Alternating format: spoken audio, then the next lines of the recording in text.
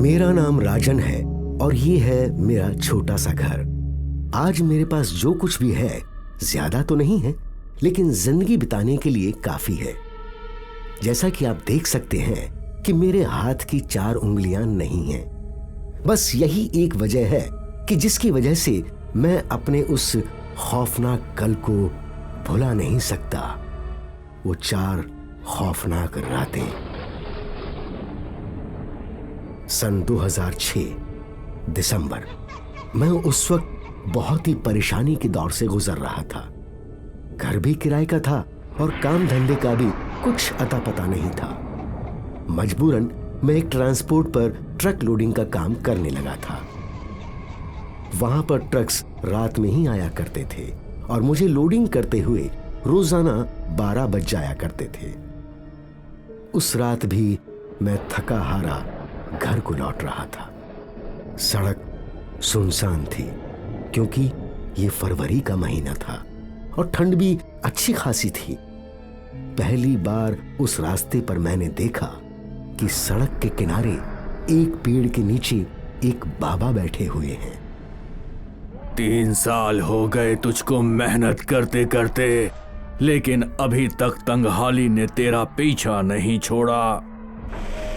मैं अपने रास्ते सीधा जा रहा था, लेकिन मैंने जो कुछ सुना वो मेरे ही बारे में था। इसलिए मैं रुका और बाबा के करीब चला गया। बाबा, आपने जो कुछ भी कहा, क्या वो मेरे बारे में था? नाम राजन है, लेकिन तेरी जिंदगी फकीर से भी बदतर है। अब तो मैं ये समझ बैठा था कि ये बाबा जरूर कोई पहुंचे हुए बाबा है। मेरा नाम और मेरी जिंदगी के बारे में वो सब कुछ जानते थे। प्रणाम बाबा। हाथ जोड़कर ये कहते हुए मैं जमीन पर बैठ गया।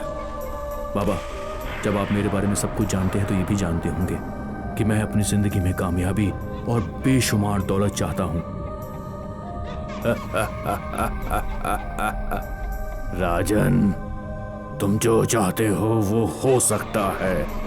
तुम्हें बस एक विद्या को पूरा करने में मेरी सहायता करनी होगी। कैसी विद्या बाबा? कल रात ठीक 12 बजे जब पूरा चांद निकलेगा, उस समय तुम्हें मुझे शमशान में आकर मिलना होगा। आगे क्या करना है ये मैं तुम्हें कल ही बताऊंगा। इतना कहकर उस बाबा ने अपनी आंखें बंद कर लीं और मंत्र जाप करने लगा। मैं भी उसको प्रणाम करके वहां से घर की ओर चला गया। अगली रात उसके बताए गए टाइम पर मैं शमशान पहुंचा। देखा कि वो जमीन पर बैठा हुआ तपस्या कर रहा है। मैंने जाकर उसको प्रणाम किया और उसने आंखें खोली। मैं आ गया हूं बाबा, बताइए मुझे क्या करना है। उसके ठीक सामने जमीन पर एक थाली रखी हुई थी, जिसमें क्या था ये मैं नहीं देख सकता था क्योंकि उसके ऊपर काला कपड़ा ढका हुआ था। ओम मार्कदेवाय नमः, ये मंत्र पढ़ते हुए उस थाली को उठा। मैंने वैसे ही मंत्र पढ़कर उस थाली को उठाया। ओम मार्कदेवाय नमः, ओम मार्कदेवाय नमः। यहां से उत्तर की दिशा में चले जा। तकरीबन 250 कदम चलने के बाद तुझको एक कब्रिस्तान नजर आएगा। उस कब्रिस्तान के अंदर जाएगा तो वहां एक अघोरी बैठा हुआ नजर आएगा। उसको जाकर ये थाली दे देना और जब तक वो ना कहे वहां से मत लौटना। जो आज्ञा बाबा। लेकिन याद रहे, ऐसा तुझको 4 रातों तक रोजाना करना होगा। और वो अघोरी वहां जो कुछ भी करे, तू ना डरेगा, ना वहां से भागेगा और ना कोई सवाल करेगा।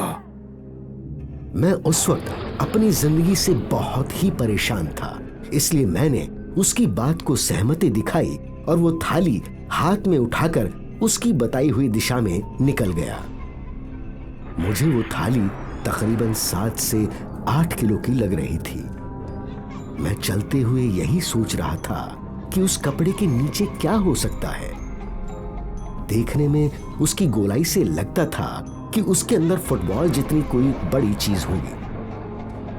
उसको खोलकर देखने का मन तो कर रहा था, लेकिन सुनसान रास्ता, ठंडी हवाएं, जानवरों की आवाजें, इन सब की वजह से मेरे कदम रोकने की हिम्मत नहीं हो रही थी।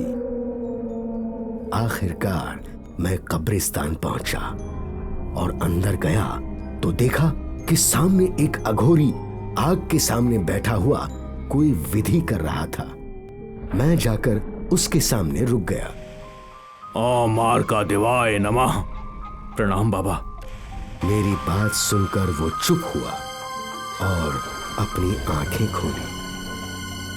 इसको उस गड्ढे में रख दे और सामने बैठ जा। ये कहते हुए उसने उस गड्ढे की तरफ इशारा किया जो उसने कुंड के बराबर में पहले से ही खोदा हुआ था। मैंने वो थाली उस गड्ढे में रख दी और उसके सामने बैठ गया। उसके पास एक रस्सी से बंधा हुआ मुर्गा, एक चाकू और बहुत सा काले जादू का सामान रखा हुआ था। ओम मार्का देवाय नमः।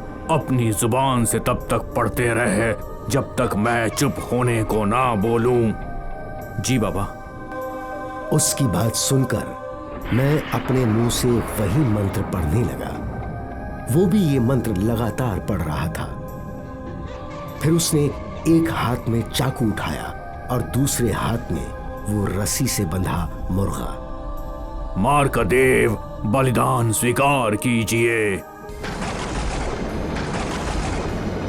ये कहकर उसने एक जोरदार वार उस मुर्गे पर किया और फिर बेरहमी से खचाखच उल्टे सीधे चाकू उस पर चलाए।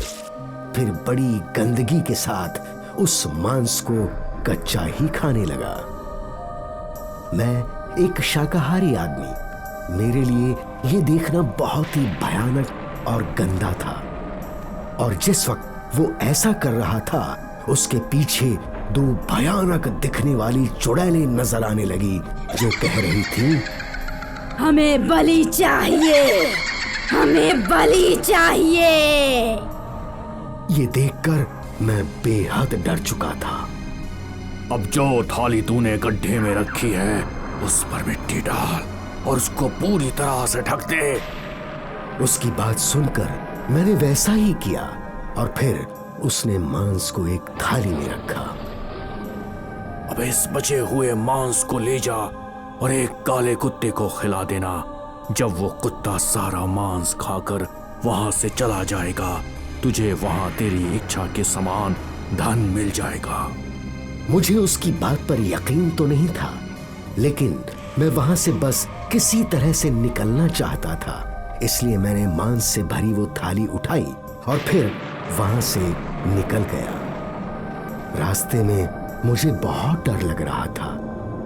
आज जो कुछ भी मैंने देखा बहुत डरावना था। इसलिए मैं सीधा रोड पर आ गया और कदम बढ़ाने लगा।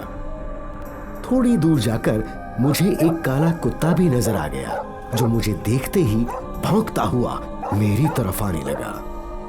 डर के मारे मैंने वो थाली जमीन पर फेंक दी और वो कुत्ता जमीन पर गिरा मांस खाने लगा। आज के बाद इस तरफ मैं भटकूंगा भी नहीं, मैंने कहा। इतने में वो कुत्ता सारा मांस खाकर एक तरफ जा चुका था। तभी मैंने जमीन पर देखा, उस थाली के पास कुछ चमक रहा है। उसे उठाकर देखा तो वो एक सोने का सिक्का था। मेरी खुशी का ठिकाना नहीं था। वो सब खौफनाक चीजें जो मैंने देखी थी, उस सिक्के को देखकर मैं वो सब कुछ भूल चुका था। अब मेरे दुख भरे दिन दूर हो जाएंगे। मनचाही शादी और पसंद का घर, गाड़ी, सब कुछ होगा। ऐसा कहकर मैं हंसने लगा और फिर अपने घर पहुंचा। अगले दिन भी वैसा ही हुआ। मुझे रास्ते पर चलते हुए कई बार ये मन होता था कि उस थाली का कपड़ा हटाकर देखूं कि उसके अंदर आखिर क्या है, लेकिन फिर सोचता कि मुझे आम खाने से मतलब रखना चाहिए, पेड़ गिनने से नहीं। 3 दिनों में मेरे पास अब 3 सोने के सिक्के हो चुके थे और चौथी रात भी आंख में लालच लिए मैं वहां पर पहुंच गया। उस दिन ठीक वैसा ही हुआ, लेकिन आज वो चुड़ैलें कुछ और ही कह रही थी।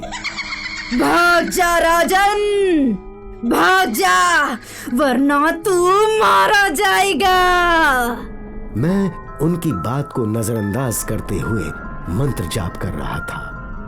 आज उस अघोरी ने वो तीनों गड्ढे वापस खोद डाले जिनमें वो थाल रखकर मैंने उनको दबाया था। फिर एक एक थाली उसने गड्ढों से बाहर निकाली और उन पर से कपड़ा हटा दिया। ये देखकर मेरा गला सूख गया और आंखें फटी की फटी रह गई। यहाँ तक कि मेरे दिल की धड़कनें भी तेज भागने लगी कि जिन थालियों को मैं 3 दिनों से उसके पास लेकर आता था उसमें इंसानी कटा हुआ सर होता था। देख क्या रहा है? अपनी आंखें बंद कर और मंत्र तब तक जपता रहे जब तक मैं रुकने को ना कहूं। ये सुनकर मैंने अपनी आंखें बंद कर ली, लेकिन आज मुझे बहुत डर लग रहा था। वो मेरे करीब आया और उसने वो तेज चाकू हवा में उठाकर कहा, मार्कादेव बलि स्वीकार हो। ये सुनकर मैंने अपनी आंखें खोली और देखा कि वो मेरी गर्दन पर वार करने वाला था। मैंने चिल्लाते हुए खुद को बचाने के लिए अपने हाथ ऊपर किए तो मेरी गर्दन कटने से बची, लेकिन मेरे हाथ की चारों उंगलियां कट गईं। ये क्या किया मूर्ख? मेरी तपस्या भंग कर दी।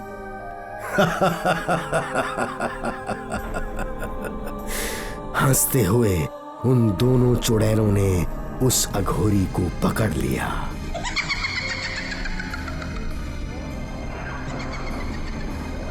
मार्कादेव को बलि चाहिए, बलि चाहिए। ये कहते हुए दोनों चुड़ैलों ने उस अघोरी का गला दबाया और उसे मार डाला। अब वो दोनों मेरी तरफ बढ़ने लगी थी। मैं बहुत डरा हुआ और दर्द में था। वहां से उठकर मैं किसी पागल आदमी की तरह अपने घर की तरफ भागने लगा। अघोरी विधि नहीं कर पाया, इसलिए वो चुड़ैलें अब मेरे पीछे श्राप बनकर लग चुकी थी। घर आकर मैंने खुद से वादा किया कि आगे से कभी शॉर्टकट के चक्कर में नहीं पड़ूंगा। सोने के उन 3 सिक्कों ने मेरी तंगहाली तो दूर कर दी, लेकिन आज भी रातों में उन दोनों चुड़ैलों की आवाजें मेरे कानों में गूंजती हैं, जो मुझे कहती रहती हैं, मार्कादेव को बलि चाहिए, मार्कादेव को बलि चाहिए।